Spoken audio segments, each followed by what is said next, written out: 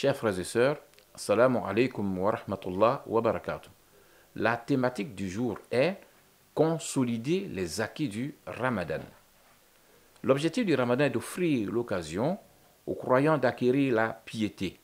La piété étant définie comme la présence omniprésente du souvenir d'Allah dans la conscience du croyant et qui lui sert de lanterne pour illuminer sa route et lui éviter de tomber dans les interdits. Ainsi, durant ce mois béni, cet objectif est atteint d'une part grâce à l'intensification du lien vertical du croyant avec Allah à travers la multiplication des actes d'adoration, d'autre part par l'augmentation des actes de bienfaisance, notamment à l'endroit des parents, des voisins, des amis, des collègues, des démunis et des groupes communautaires donnés, etc.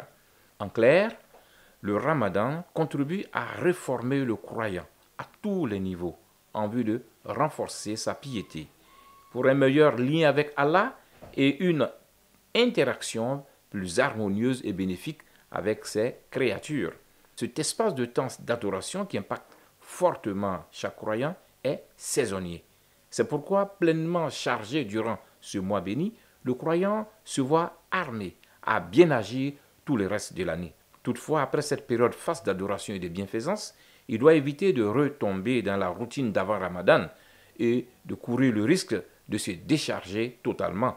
Pour ce faire, il doit garder le cap en maintenant les bonnes habitudes acquises durant le Ramadan. Il s'agit d'être assidu aux prières obligatoires, notamment collectives, et aux prières surrogatoires. Sur ce dernier point, une discipline interne doit naître en lui afin de lui permettre de transformer les prières surrogatoires en prières semi-obligatoires, voire obligatoires pour lui. Ensuite, il lui faut trouver des moments pour s'adonner aux dhikr, notamment la lecture du Coran. En outre, il doit observer un calendrier personnel de jeûnes surrogatoires. Concernant les actes de bienfaisance, il doit s'imposer des moments pour en faire régulièrement, notamment la sadaqa. Car comme l'affirme Allah au verset 92 de la sourate 3, la famille d'Imran, je cite, « Vous n'atteindrez la vraie piété que si vous faites largesse de ce que vous chérissez. Tout ce dont vous faites largesse, Allah le sait certainement bien. » Fin de citation.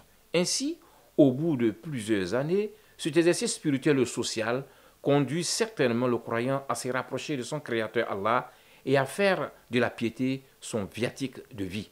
Cela, comme le souligne Allah au verset 76 de la sourate 19, Mariam, je cite, « Allah accroît la rectitude de ceux qui suivent le bon chemin, et les bonnes œuvres durables méritent auprès de ton Seigneur une meilleure récompense et une meilleure destination. » Fin de citation.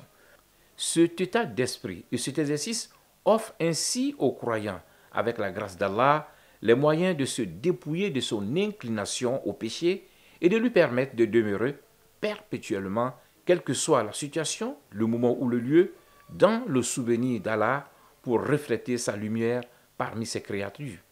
Qu'Allah nous facilite sa mise en œuvre et nous rapproche davantage de lui. Amin, Ya Rab.